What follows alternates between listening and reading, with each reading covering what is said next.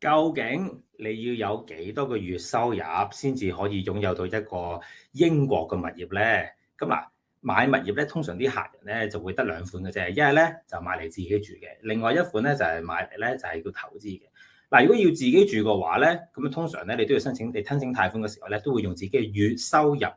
嗱，俾個例子大家，如果申請人係講緊係有11萬港紙嘅月收入嘅話，咁即係佢每年咧大概有130萬嘅月收入啦，或者年收入啦。好啦，去到英國銀行嘅計算嘅時候，佢就會計算你有叫做65%嘅折扣㗎喺你個 income 上面。咁點解咧？佢哋就會覺得其中有25%咧係啲日常開支嚟嘅，行街睇戲食飯等等啲日常開支。另外咧就有10%咧就係佢哋嗰個叫做匯率嘅折扣。因為英鎊對港紙有時個匯率都會上上落落，所以扣咗出嚟之後咧，佢就打個折扣，咁即係話喺銀行角度，佢哋將你個年收入咧就會變成係858000去計算呢一件事啦。好啦，咁啊通常咧佢哋就會係你嘅年收入嘅4倍，就係你可以做到貸款嘅最高金額。喺呢個情況之下咧，你可以做到貸款嘅金額咧就係342萬港紙。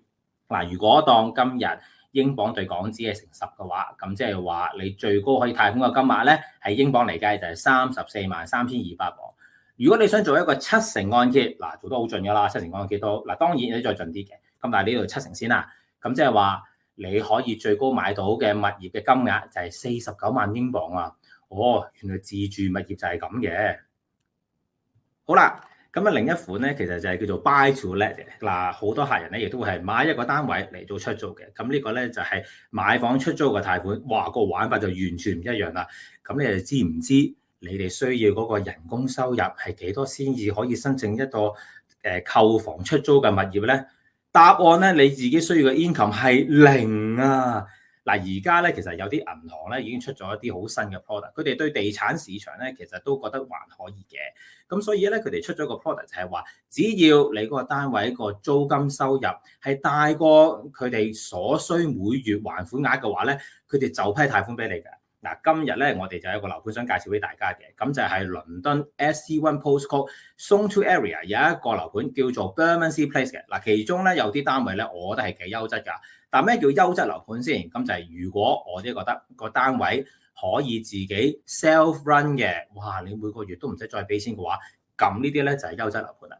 咁呢個單位咧就係 B30107，係一個1樓1房單位。咁我哋去睇一睇佢嗰啲細節咯。嗱，單位物業叫價咧就係515000，發展商其實俾緊咧就4%折頭嘅。咁咧折實晒之後個價錢咧就講緊大概係494400鎊左近啦。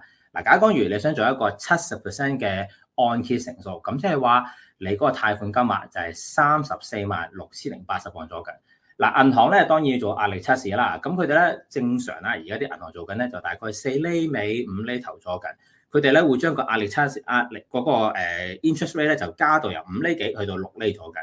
咁另外啦，佢哋會做一個叫做 rental cover percentage，進一步再做多壓力測試，就係大概話，如果而家嗰個利率由6厘再升多25% 上去，究竟你每月要還款嘅金額幾多咧？答案噔噔噔噔就係2163鎊啦。嗱，而家喺 Bermondsey Place 呢啲 area 咧，佢哋嗰個一房單位大概將幾多錢度咧？就係2200鎊到2300鎊。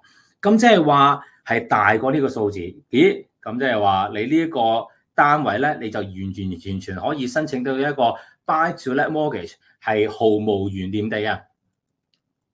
咁當然啦，除咗申請到個按揭之外，咁好多客人都會問，究竟購買一個物業嘅支出嘅時候，你需要俾幾多錢咧？以頭先嗰個為例，頭先呢個單位為例，嗱，我哋申請咗一個7成嘅按揭，咁即係話你需要俾3成嘅首期啦。你個首期咧就大概係154500鎊。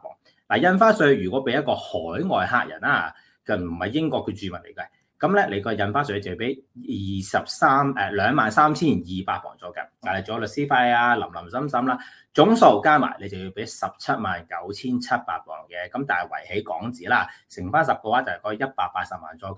你話哇，180萬點揾啊？嗱，其實咧我哋會接觸到好多人咧，佢哋個180萬咧通常都會可能喺股票市場揾到啦，或者本身佢哋自己香港有啲資產國，例如物業啊等等，佢哋可以套現出嚟咧180萬。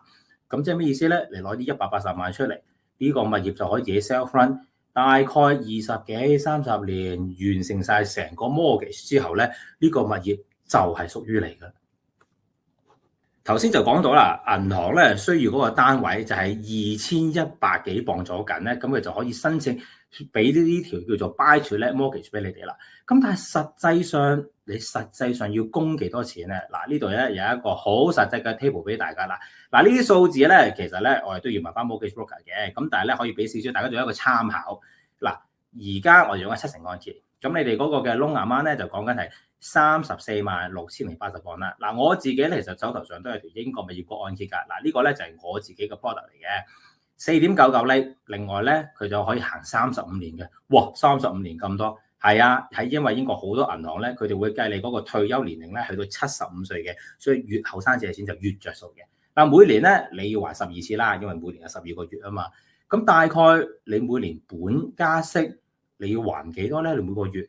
答案就係1744磅。咦？頭先我哋先講個單位每個月係可以做到2200磅收入，咁即係話你呢個租金收入係大過你個每月供款，而每個月仲會剩翻出嚟係有456磅添啊！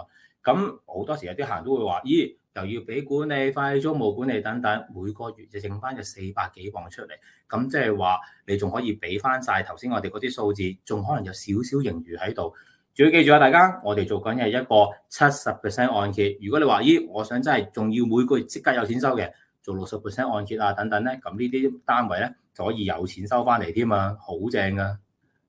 對於我嚟講咧，物業咧其實就有兩種嘅，一種咧就係叫做資產，另外一種咧就係負債。有啲人咧成日覺得哇，又要供樓好辛苦啊，咁嗰啲咧就係負債，因為你每個月仲要為層樓俾錢。但係有啲物業咧，我自己都有物業就係不斷係每個月仲有收入，自己 self run 到嘅，我唔需要你呢個物業嘅。咁 Bermondsey Place 咧其實就可以幫到你做呢樣嘢㗎啦，已經係。嗱，講咗咁耐 Bermondsey Place 咧點解會可以做到呢樣嘢咧？最主要原因，因為佢本身嘅租金收入好好啦。有啲咩賣點咧？我哋唔好講咁多，我俾5個點大家。第一，佢係倫敦 SE1 嘅 postcode。嗱 ，SE1 個 postcode 入邊咧係包括有 Waterloo 啦、Borough 啦、London Bridge 等等。嗱，呢啲地方嘅其他物業係非常之貴嘅，仲有 Elephant Castle 添。第二，佢個發展商係 Barclays， 名牌效應啊。Barclays 咧通常就叫做第一張價單。第一手價係非常之低嘅，之後咧佢哋會慢慢都加價上去㗎啦。所以而家你買入呢個價錢咧係絕對抵買嘅。第三，佢仲會有一個 regeneration 添。咁啊 regeneration 成日都聽㗎啦，就係一個社區重建。呢個地方咧係搞一個好大型嘅社區重建，仲要唔止一個發展商添。其實咧成個 master plan 入邊咧，你會見到有幾個發展商一齊去搞緊嘅。第四，佢哋就會有一個 Bakerloo Line 嘅 extension。嗱，地鐵線咧就係非常之緊要嘅。你會見到啦，有條地鐵啊 Bakerloo 而家咧就去到咧 Elephant Castle 咧停咗㗎啦。其實政府咧佢哋已經講緊要再加多4個新站。Bermondsey Place 咧嚟緊就正有一個站咧就會喺佢隔離㗎啦，已經係。